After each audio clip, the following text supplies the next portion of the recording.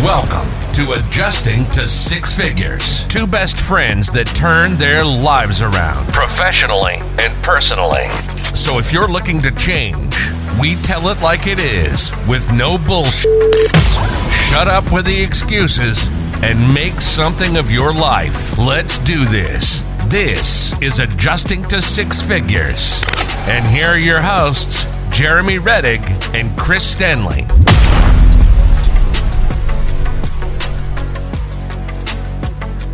All right, welcome to episode 1 of the Adjusting to Six Figures podcast. I'm your host, Jeremy Rettig. I'm joined by my partner in crime, my best friend, Christopher Stanley. What's happening, man? Nothing much, man. Doing well. How are you? Hey, doing pretty good. Yeah, excited. We've got our own podcast now. It's episode 1, baby. Can you believe it?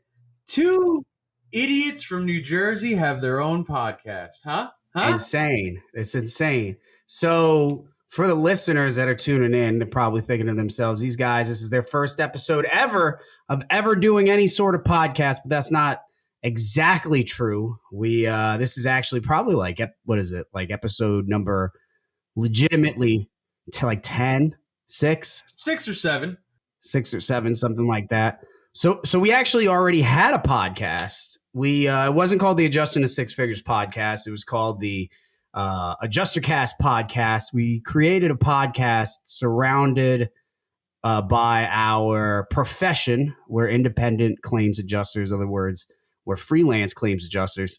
So we decided to make a podcast based on that, where we talk about our jobs and why we're insurance adjusters, freelance insurance adjusters, because there's a difference. Yeah. Very important difference. One makes salary, Jake from State Farm makes a salary. And then you have, not Jake from State Farm that works, like the cable guy. And I see an independent contractor, someone, just goes out there, works for themselves. We did have that podcast, and the person that we were working with was recording all of them. And I guess just sitting on them, having a good time, and then ghosted us. Yeah. I mean, nothing but the best to him. It's a good guy. I've known him for years. You know that. I've known him for years. So, I don't want to say anything bad. So this line of work that we're in, so we're both freelance adjusters. And a couple years ago, I decided to create a training system, an online school where I could teach people to become a freelance adjuster, right? So what I picked up on over the years of doing that, and that was end of 2016. We were together when it started. Around the end of 2016, I started this thing. And what I picked up on was, in order for you to get the best help inside of the industry, you got to go to people that are already in it. So I was creating a school. And so I wanted to get people who were great at doing what I was doing inside the school. I wanted to get other independent claims adjusters. Because here's the thing. If you're listening to this and you're not familiar with what it is, you could do really well as a freelance adjuster. You can make easily 6 figures a year, a couple $100,000 a year if you've been doing it a while and you're good at it. So I wanted to teach people how to do that. But in order for me to get the best help, I had to get the help from people that were already in it and making that money. So what I was also kind of doing in that process was going to these people who are doing really, really well for themselves, that are busy. They've got full schedules. They're making a bunch of money. And I'm basically telling them, hey, do you want to pull back from what you're doing, not make as much money, but help me out with something that I have more interest in than you do? Yes. Yes. And that was tough. So even to this day, I struggle. It's next to impossible to get someone to help you in the industry that we're in with something like that. So I don't know if that was the case with, our former podcast buddy. I don't know. I know he was busy. I was busy. You were busy. I had called him up asking him his best advice on what's a good shoe to wear on a low slope roof. And when I talked to him about it, I think he even mentioned this on some of the episodes. Like, he was running like 23, 24 claims like in a clip, right? Like a 2-day period or something like that, and then just kind of like not sitting on them, but not doing like a turn and burn day of thing. So Right. yeah, he's probably just busy. It's no shit talking on him. But to what you were saying, we did have a podcast, but we don't have any access to any of those episodes. Those are gone. Those are Dunsky. Yeah, right. So those are basically out. So now it's just down to the two amigos here to restart this thing. And then we decided, so we took a bit of a different approach to this one. So before it was the Adjuster Cast podcast, where it was two adjusters just talking about adjusting. And so now we settled, I guess you could say, on the Adjusting to Six Figures podcast, which is actually the name before the training company came around. That was like the blog website. It was Adjusting to Six Figures. Yeah, that was the very first name that you had started like promoting for the whole business. Yeah, because it's got the word adjusting in it. It's six figures. It was all relatable. Get it? It's a pun and it works. Yeah, but this go around is a little bit different in that we're not just sticking to claims adjusting on this. We're taking it deeper than that. We want to talk to each other, and we want to bring some guests on to talk about stories that are more relatable to our backstories. And that is stories that relate to people who have an upbringing, have a past, have a background that when you look at it, when you look at their teenage years, when you look at their 20s, or shit, when you look at their 30s, they're not destined for greatness or anything like that. They're not going anywhere. These are, your blue collar workers, till you die. These are the people who are born into bad families. These are people that are born into unfortunate circumstances. But despite all of that, in the face of all of that, managed to make a decision to change their life for the better. Yeah. Professionally and personally, just like in the intro. We want to talk to people who had to like fight, fucking claw their way up, or who are still fighting and clawing their way up, who weren't going to settle for a less than amazing lifestyle. We want to talk to people who have had to and continue to work hard, talk about, and like these words are like kind of buzzwords and very mocked nowadays, but like the hustle and the grind. It's kind of a corny thing to say, but there is a clear difference in the mindset of people who are willing to just accept whatever they're going to get paid and accept whatever their life hands them, and then they just sit back and just take it, versus people who are out there trying to make, you could say make a difference for the world, sure, but their world, like their own little part of the world, they are making a clear difference. And that has to go with their lifestyle, that has to go with their health, that has to go with their mental health, that has to go with their finances and their family.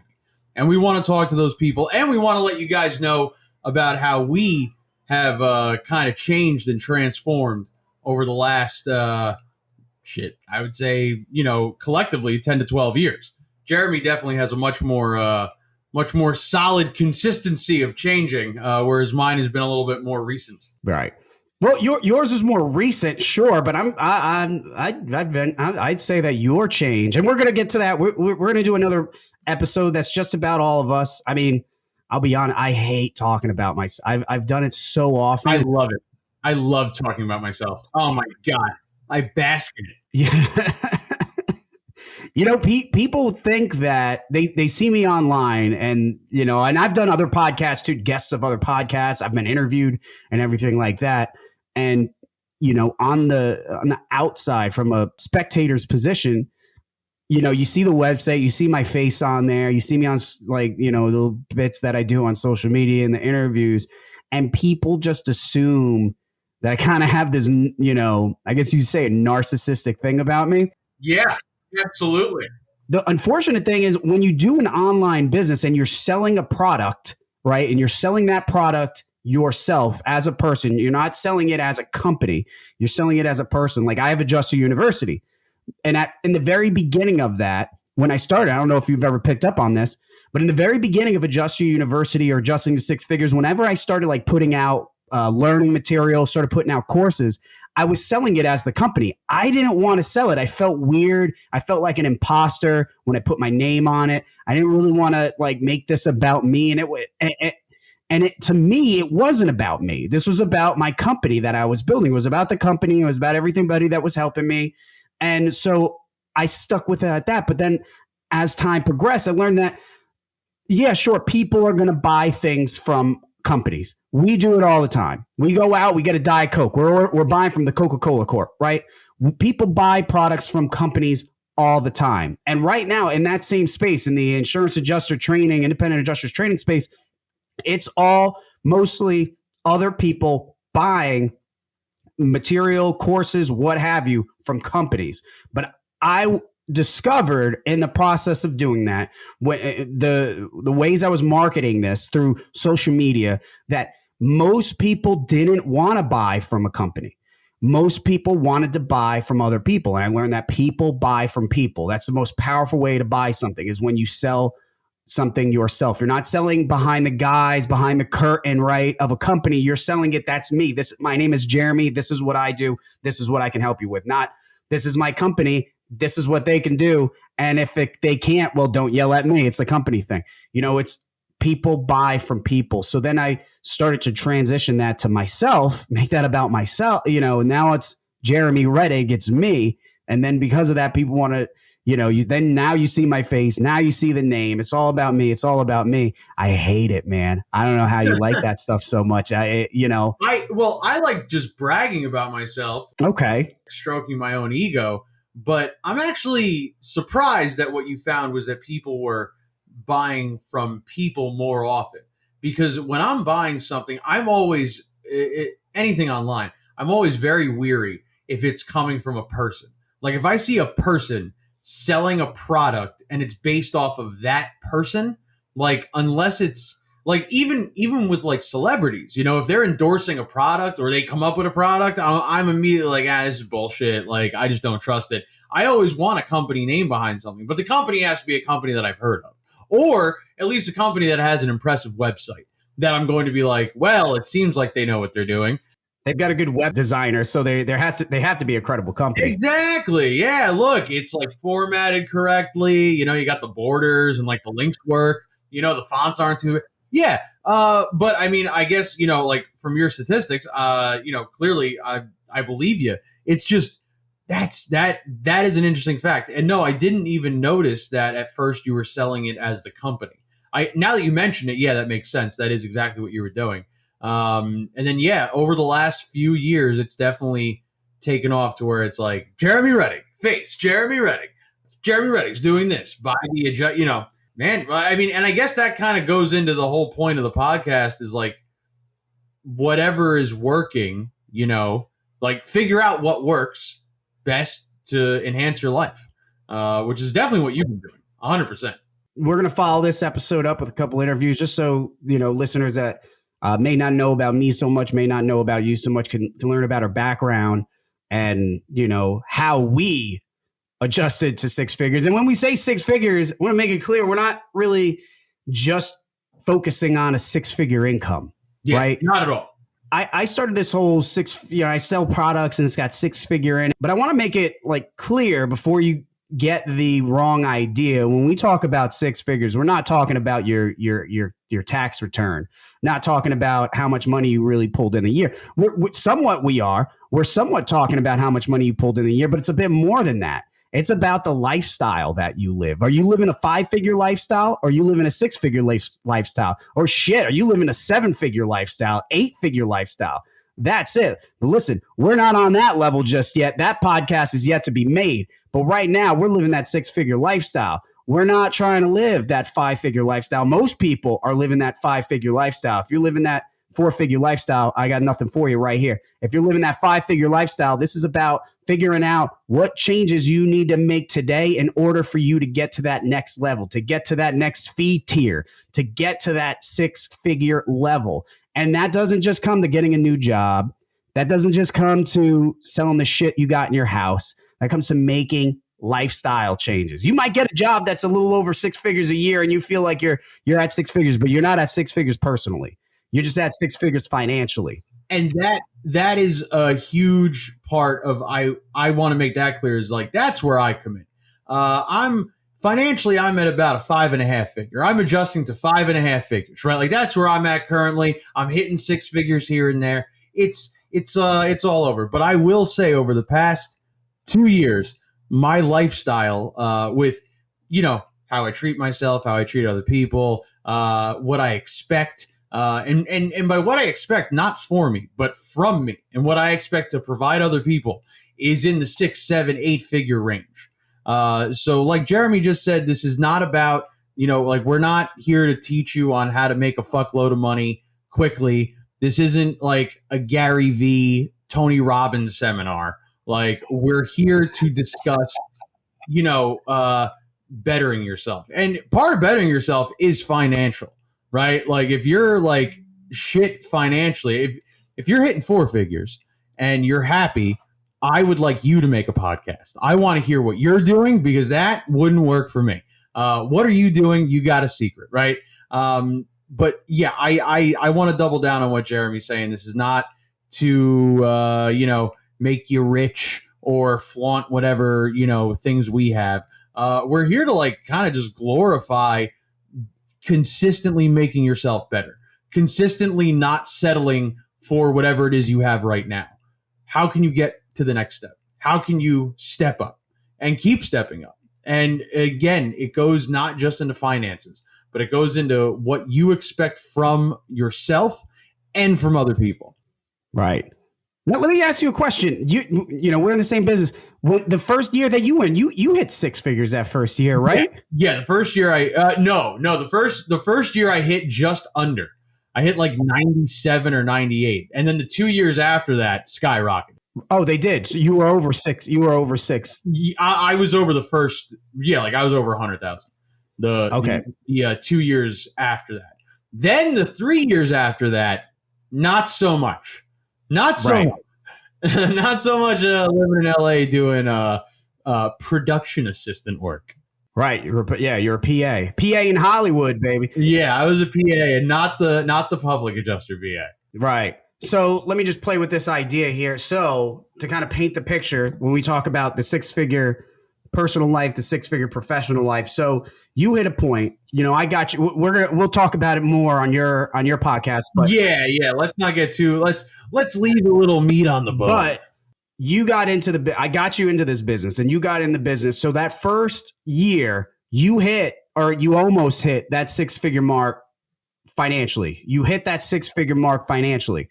Next year, you hit that 6-figure mark, or you hit over that. So you're living that 6-figure financial lifestyle. And then you're saying the year after that, you hit 6 figures again. But for some reason, you didn't after that. And then you didn't again. Something there was not mixed right.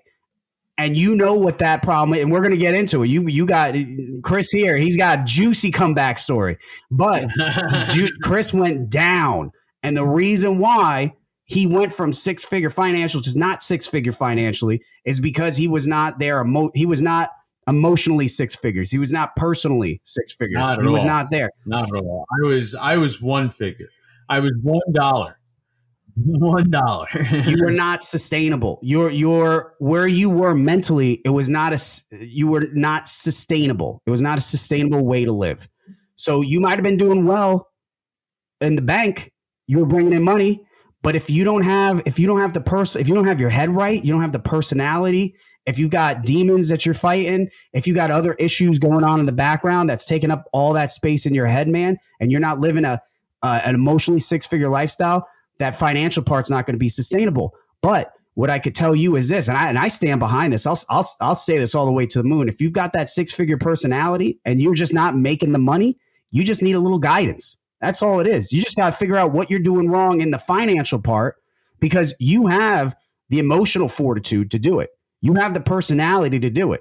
If people love you, if you've got a great life, but you just struggle when it comes to making money, you can fix that. You can fix that way easier than it is to fix some other problems that you might have emotionally, to fix the addictions that you might have. That's tough.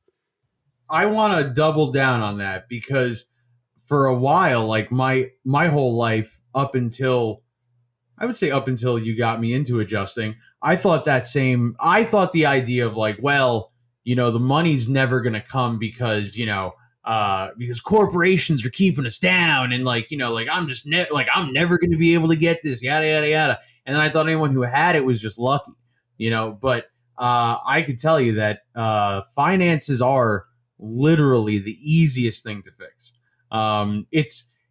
It's hard and it's difficult and it's time consuming and you got to work. You got to bust your fucking ass.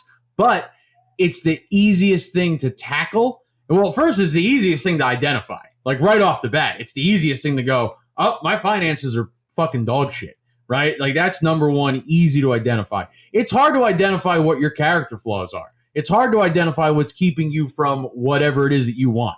But you can just look at your bank account and go, I'm not doing that great, right? So it's the easiest thing to find out if it's wrong or bad or whatever.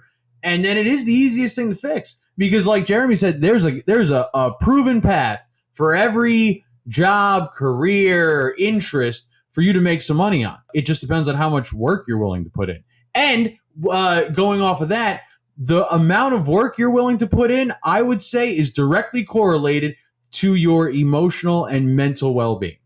Because if you have those things on lock, you're going to be willing to work harder. You're going to be willing to put in more time. You're going to be willing to actually try, which is, and we'll get into it, which is something I think that is something that a lot of people, myself included, don't have, is that willingness to try and be better. Right. It's a willingness to fail. I think that's a huge part. People get worried about. I know I was going to say, I was worried about it, but that was one thing I feel like that I had going for me is that I failed all through school from the very beginning. I was awful in school. Oh man, I was the worst. I mean, so me and Chris have our GEDs together. We went and got it together the same time when we should have been seniors in high school, right? So we went and got that. But no, I mean, I stopped going to high school. I didn't even drop out. I've never really formally had the discussion with my parents, but I just stopped going. I was going into my senior year. Same, I just stopped going. Yeah, I was going into my senior year. I had owed so many classes that the school said, listen, if you want to be a senior, you need to go to summer school. I'm 16, 17 years old. I'm like just getting laid. I'm just figuring that out. I just did coke for the first time around, a corner ago. I'm doing fucking great. Go to school during the summer? You out of your fucking mind? I'm not going to do that. So I had to make a decision right there, and I'm not making a decision predicated on my future. I made a decision right there in the moment that, listen, I could give up my summer just so I can go back to school the next September and continue to do this shit that I didn't want to do for a decade or so before that. Or I could just say, fuck it. I don't need to go. What am I going to learn from school? My whole my junior year, my sophomore year, and maybe my freshman year, I literally slept. I had a science class. I hated science. I absolutely hated science, which is weird because I love science now, but I hated science. I would actually bring, this is so disrespectful, I would actually bring a pillow with me to science class, and I would pull that pillow out. And I remember to this day, I don't remember shit, but I remember to this day seeing the consistent look on my science teacher's face when I would pull the pillow out. Not in the beginning of the year, like the latter half of the year. I'd pull the pillow out and he would look at me and he'd just go, kind of roll the eyes like, here's this guy, Reddick, coming in. He's going to go to sleep. Disrespectful fuck. He's going to go to sleep in my class. And that's what I did. Needless to say, I failed every single one of them. So although that's bad, and I don't want to make this sound, I got kids and I'm not saying this to give them a license to do this type of shit. But from all those years in high school, I just failed. Fail became normal to me. I always fail. Who gives a shit? Oh, I failed history class and I like history. Fuck it. I don't care. I failed math. I did. I don't care. I'll fail everything. So then that got me to the point. Now I'm out of high school. Eventually, shortly after, we got the GEDs together. But now it's kind of like, what do I have to lose? I have nothing to lose and I'm used to failure. So you know what? So then I just started creating fucked up businesses. I created a business. I don't know if you remember. I was about to say the name of the business, but go for it. It's your business. So back in the MySpace days, I decided, well, nobody's going to give me a good job. I don't even have a high school background. I have no college experience. I barely have any work experience that's relevant to anything. So, and I don't want to have a boss. I fucking hate bosses. So I'm going to start my own shit. And I don't have very good ideas either. But what I was kind of good at was requesting friends on MySpace. So so I did that on my own. And then I figured out that I think there was like an app, like a piece of software I downloaded that automatically added people. You put some demographics in there and you could just start adding people as friends. So I was like, great, I'm going to have as many friends as I can, because back in those days, I think you had like little bulletin boards or something like that you can post on. So the more friends you had, the more bulletin boards you got exposed to, some shit like that. Also, friend counts mattered back then. Right. Friend counts matter. And the algorithms that Facebook has right now, I don't think what's his face, Tom from MySpace, had that. So, you know, I knew I just wanted to get in front of as many people as possible. And I started something called Germ Gear, where I just sold stupid t-shirts. People do it these days and do well with it. Wait a second, just so everyone is aware, Jeremy's nickname throughout high school and in the rest of his life, and still what I call him, is Germ. Germ, yeah, that was my nickname, Germ. Like the shit you get before you get sick. That was my name. I was really swinging for the fences back then. So I started Germ Gear. That was a flop. I guess I made money off it. I invested nothing in it. See, okay, but wait, hold on. Before you say it's a flop, like, you can't say it's a flop because that's impressive, right? Like, that in itself is an impressive, number one, it's a dumb idea, but it's also impressive that you made $1 off of it. Like, and it's also impressive that you had the idea and went with it. Because on the flip side of that, I, pretty much the same high school story as you, except I thought my best, like, the best I'm going to get is just getting a call center job and just some type of office job. That's all I wanted. So that's all, so from 16, when I dropped out, and by dropping out, I just did what Jeremy did. I just never went back. You were making money for a while, or finding ways to make money on your own, and the entrepreneur spirit. Whereas that whole idea is new for me. Up until when you introduced me to adjusting, that's all new. I was just content with office work. That's all I ever did.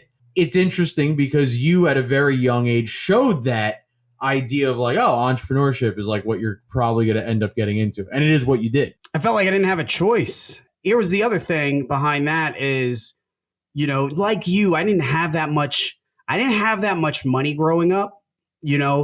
I came after my father had some success early, before I really came around, and when I was real young. So by the time I was old enough to remember, my father always just talked about, he was big into real estate.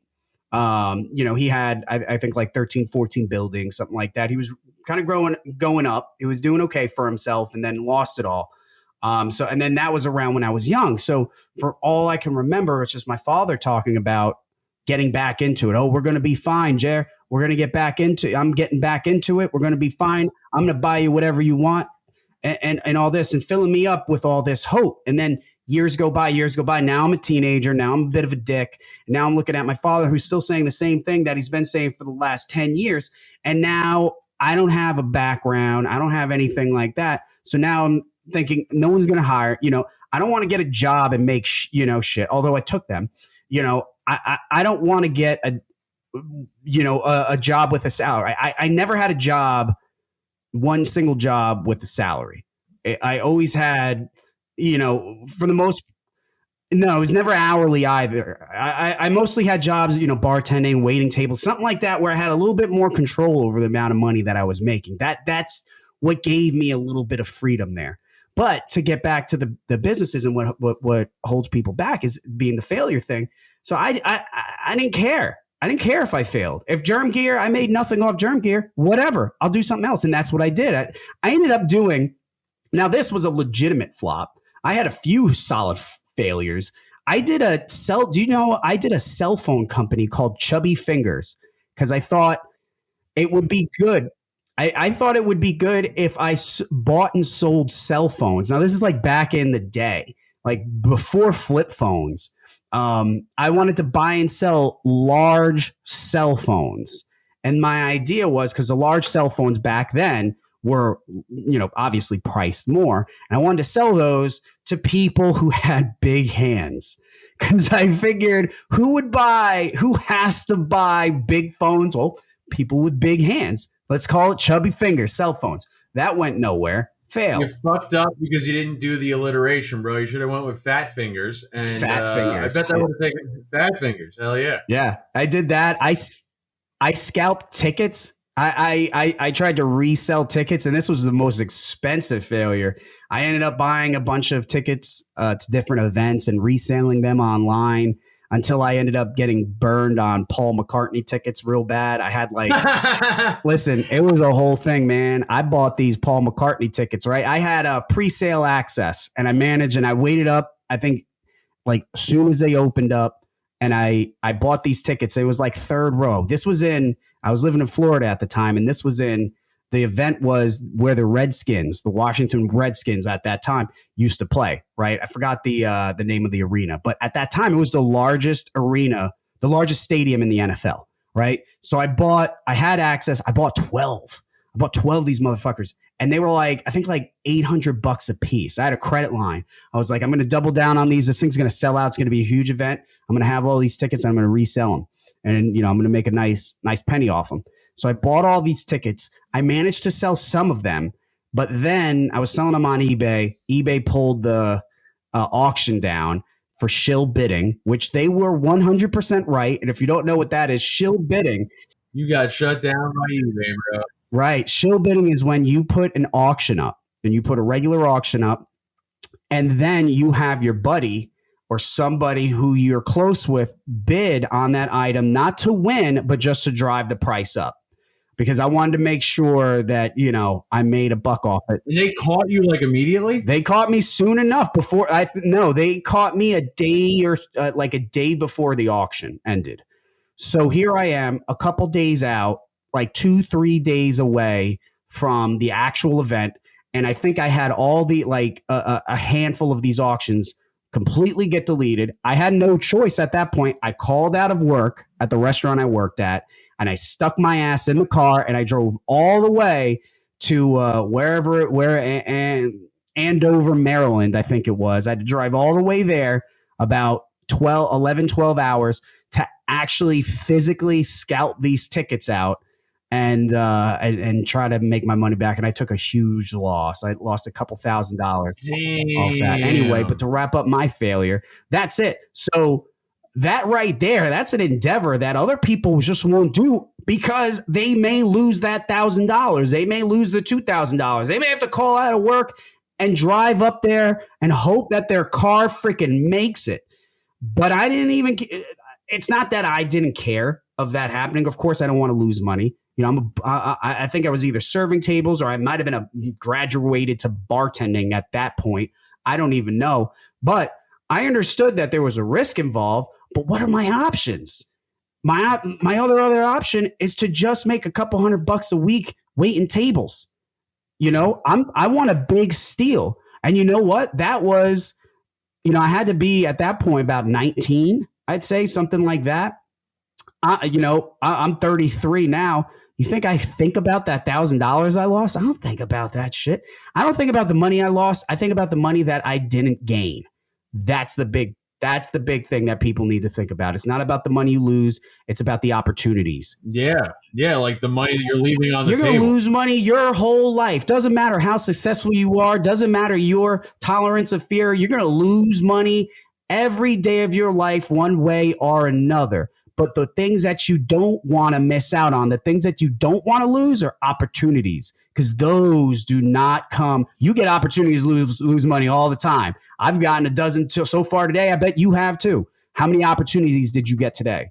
Those you don't want to pass up on. Those you keep an eye out on. And if you got to lose a little bit, you lose a little bit. But eventually you find that opportunity that pays off. And shit, the business that we're in right now, That no different there. No difference right there. The business that we're both in, I got in there first. I could have passed on that. It sounded sketchy, but I did some research. I remember you telling me about it. It sounded sketchy. And just like I said, why did I bother scalping those tickets? What else did I have going for me? When I got into this business, I didn't have shit going for me. I was a bartender that had a decent hourly wage, and I watched over the bar. That was it. That's all I had going on for me. And don't get me wrong, I did well, but that's it. That I was at my ceiling. I knew where the ceiling was.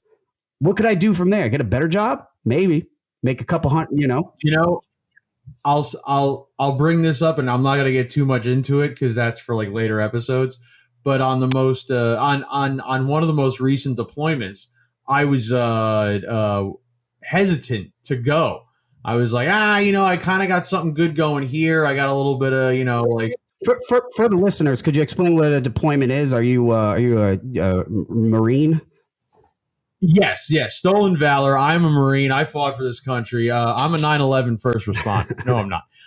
No. So a deployment is when a IA firm, an insurance adjusting firm, will send you out to do claims in an area because they are overloaded and their regular adjusters just don't, they can't take the amount of claims that are going.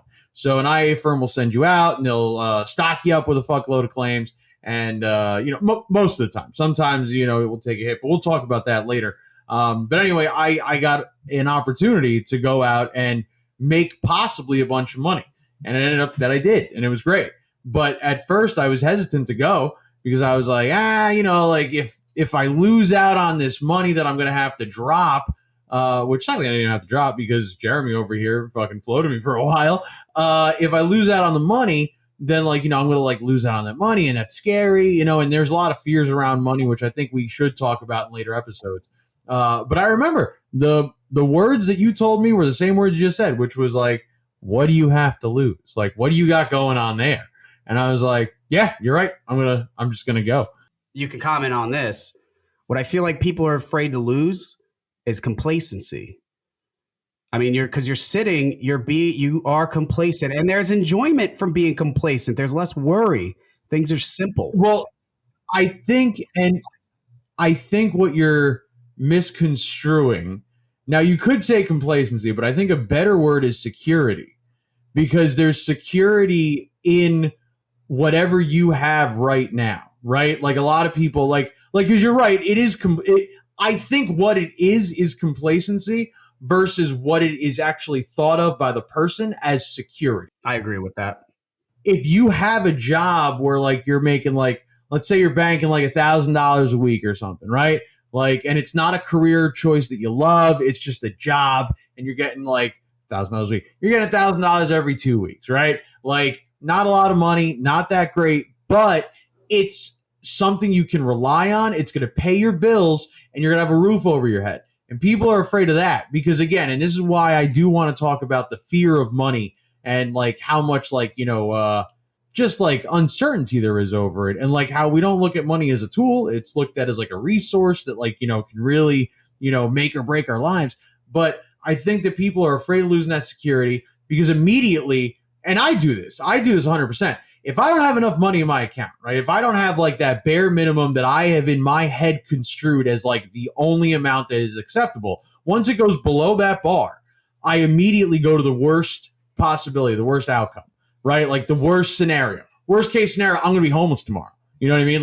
I'm fucked. So the idea of it kind of comes into gambling, right? Except it's not a game. It's you making a choice to, like you said, take that opportunity, right? So if you come to me and you're like, hey man, you could make a lot of money doing this deployment, right? But what you're going to have to put down is money for a hotel. You're going to have to put down money for gas in your car. You're going to have to put money down for food. Now, all this stuff is going to be taxable and blah, blah, blah, whatever, but you got to put that up front. Now, you're guaranteed this much money, which will probably cover your costs and a little more. You're also probably, when you're out there, and this is just directly in regards to the insurance adjusting field, you're probably going to get more work, which is going to net you more money, right? But that's not exactly guaranteed people are scared, man. I'm scared. I'm not. This isn't like a shit talking of other people. This is just factual. I'm fucking petrified. So I think that people are afraid of the security. It is complacency, though. All it is complacency. People are complacent in what they have, and they don't want to lose what they have. Because and especially, I was just at a casino resort for my girlfriend's birthday, and we played a little bit. Like, we gambled a little bit. Oh, you gambled? Yeah, a little bit. We did roulette for a little bit, and then we did the slots for a little bit. I lost $100 at roulette, like, almost immediately, and then I made, I think, half of that back on the penny slots, because I was like, fuck it, whatever, and I just kept hitting this one button, and I hit big on the penny slots, which was getting like, I think, like $75 or something like that. All right. Yeah, but no, here's the thing, right?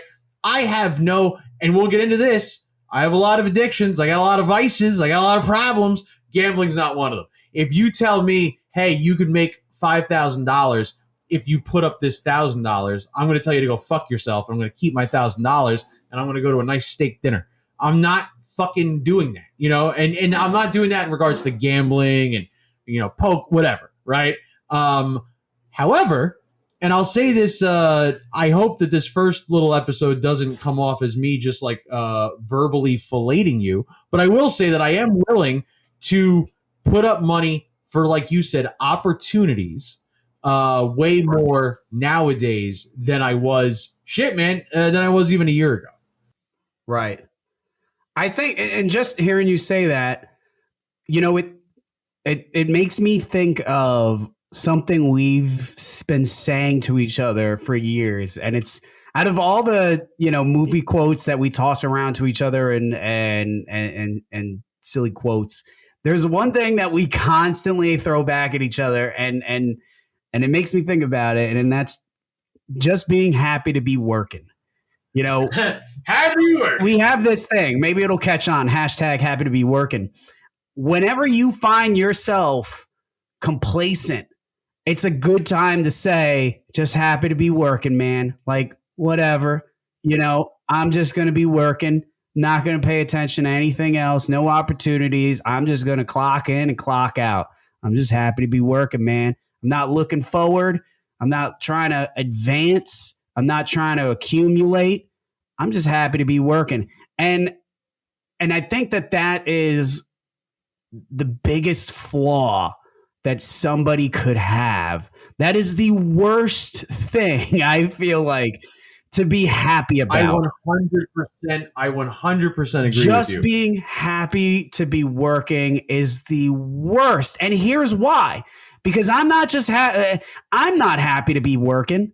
I don't want to be working. Who the fuck wants to work? Listen, nobody wants to work. You like your job? That's great. Then it's probably not work to you. But if it's work to you, that means you just don't want to do that. It's built into a word. Nobody wants to work. Just happy to be working. You're just happy to have a job because the economy's tough. Go fucking make a job. Do something else. I'm not happy to be working. I'm happy to be providing. I want to be providing, not working. If I have to work to provide, then I will work to provide. But if I'm not providing while I'm working, then I'm finding something fucking else to do because my goals are not being achieved. I do not work to pay the light bill, to pay the gas bill, and to pay most of my mortgage, hopefully this month. I work to pay all that shit, to put money in my kids' account, to put money in their retirement account, and they're not even double-digit ages. I'm working to provide to the causes that I believe in. I'm to provide for my whole family. I'm looking to be the provider across the board, the person that people rely on. I'm not just happy to be working, man. Fuck that. I'm happy to be providing. That real quick this will kind of maybe put a button in this episode. Circles back around to what we were talking about in regards to the mental and the emotional six-figure mentality. When I was making a good amount of money for a single guy with no fucking obligations except for my rent payment, the reason that I went directly downhill, I would say. I mean, there's a lot of reasons, but the reason that money didn't do anything for me was because I had no goals. I had no goals. I was not providing for anyone. All it was just money. It was just making money and just working. And then I immediately, it just got to a point where I was like, well, fuck this. Because like the amount of money you can make in IA field is really good. Like Jeremy said, it's great. You know, no bullshit. Like I didn't believe it at first. I could tell you it's good money, but it's fucking work. It's hard. It sucks. It's constant phone calls. It's all the shit that, you know, you see made fun of in fucking movies and TV, right? It's work. It sucks. But like he said, if you got goals, if you're working towards something, fantastic. That's awesome. But if all you're doing is just working, just happy to be working, just happy to be making some money, that sucks. And that's not sustainable. That's not going to last you very long. And you are going to fuck it up. And you might develop a drug problem. Who knows? That's a little foreshadowing to Chris Stanley's episode. So I guess, you know, we as always, we went a little long here, but I think we're going to go long in probably just about every single one of our episodes. So I guess we'll wrap this up. Don't be happy to be working. Be happy to be providing. That's the 6-figure mentality. You don't get that shit with 5 figures, man. So we're going to wrap this bad boy up. Episode 1 is in the books. Guys, hopefully you are a fan of the episode. If you are, we got plenty more. Make sure you subscribe. To me, we're going to post this. I'm going to strong arm Chris over here to make sure he promotes this podcast on his networks as well. You can go. Oh, fuck you, strong arming, dude. This is going to be going up. I already put this on my story and everything. All right, guys, come find me on Instagram, Facebook, the whole thing. Go check out adjuster-university.com. That's our website. That's the website with the training company we've been referring to. Go check that out. This is going to go down as the shittiest sponsor ad that has ever been advertised because I don't give a shit. Go check it out. I'll catch you guys on the next episode. Peace.